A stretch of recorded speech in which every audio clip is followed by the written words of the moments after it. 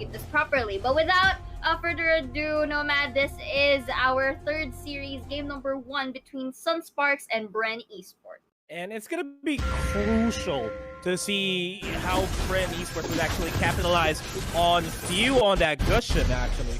A bit of an early invade here on the side of Bren Esports. Sunsparks will be disengaging. Instead, they're gonna. I think Bren Esports is gonna try to funnel as much money as they can to few. I guess that is the game plan here.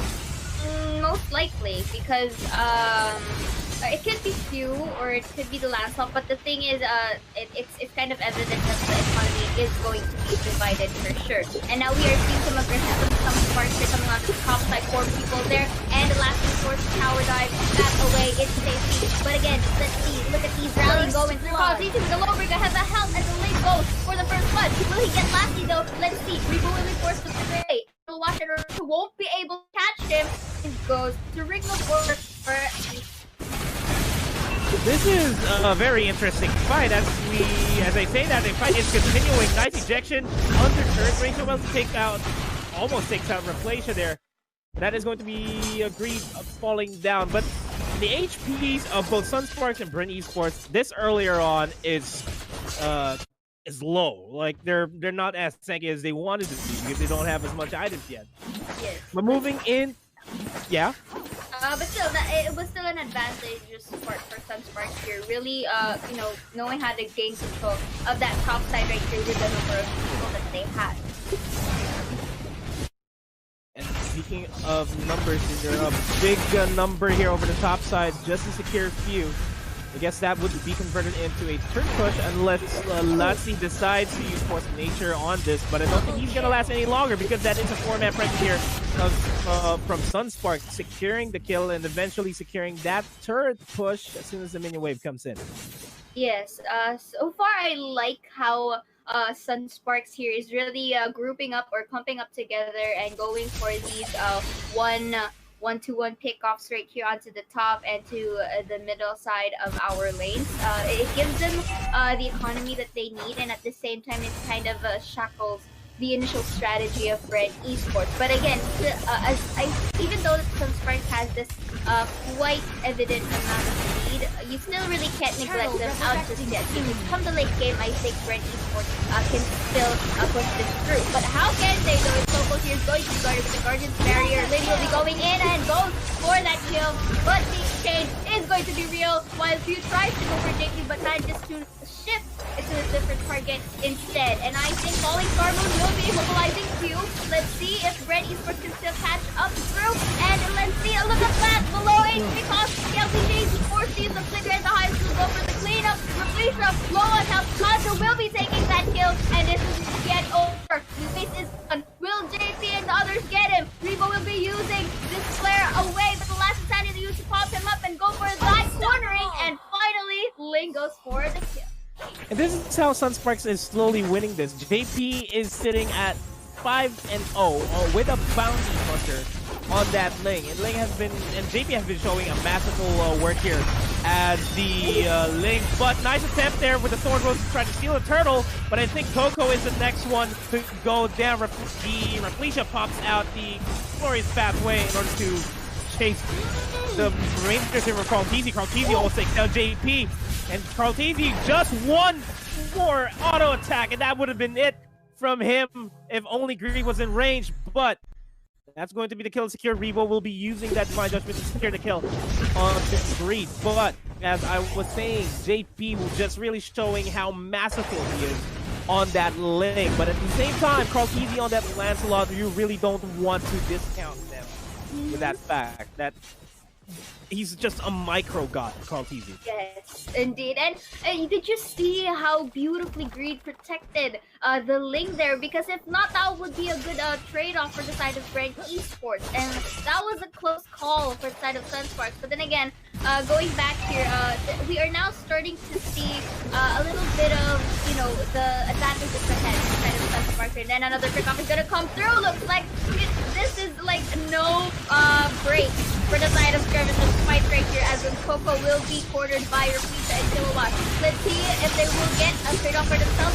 You will be quartered again by the sling right to go for that cleanup and forcing Red Esports to go for the tower dive. Let's Guardian's Barrier will be used for this engagement. This is a good discipline for the side of Red Esports. Man, JP just came in at the last second just to finish off the job. That's how Ling should be doing things. And 10 and 4, 6,000 gold in here for Sunsparks. They're really making sure that Bren Esports does not have any room to breathe here. And I think they are going to try to steal this buff from Bren Esports. But that is going to be completely disengaged. They might just focus on the turtle this time around.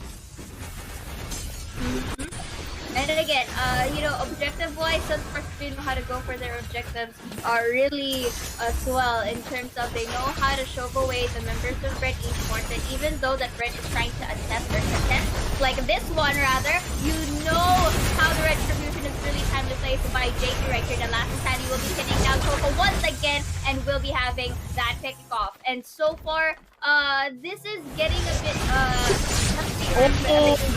speaking of dangerous right here, looks like the members of Red Esports will be forced back away, and Lancelot will be going for that shutdown on the Ling. A nice trade off here, but let's see. Kilowatt with 3 people going up against him, and Lancelot might be taking kill, but no, I think it was actually in the hands of the Thons right there. That was on that was a good kill though. But they didn't want to give the kill to Carl TZ, so might as well just give it to Lassie, right? Yeah. So he just went straight for the turret and just immediately, I'm gonna die anyway. Might as well not give Carl TZ any chance to bounce back to this game. Speaking of bounce back, Bren Esports, they are gonna try to bounce back here on this fight. They're catching Reflecia here on that high loss. Not really much that they can do because Hylos is one tanky hero.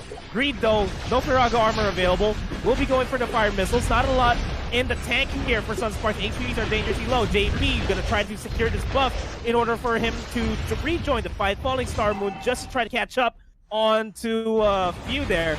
And this is going to be a complete disengage from Bren Esports. That was a pretty risky fight for both sides of the team, honestly. It was really a tight place where you could, really start it. And so far, it's a close call, specifically for Bren Esports, because at this point, I think this is the part where they have to start really compensating themselves for the losses that they have during the first 7 minutes of the game. Because if they let Sunsparks really scale all throughout this game and let the Ling really, get fed up, I think this is gonna be a more transitioning into a one-sided game.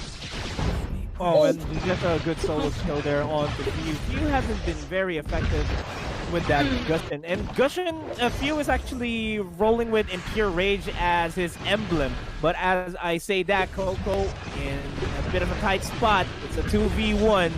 I believe this turret is going to be enough to save him from the eventual death.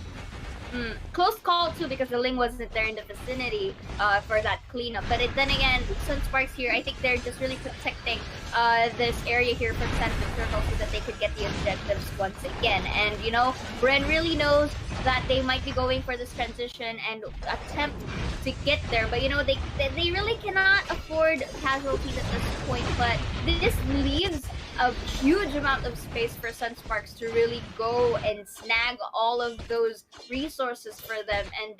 And this, I think, what Bren needs to do right here, Nomad, is to really pin down, at least get the players of Sunspark here one by one, and try to avoid really uncalled for team fight.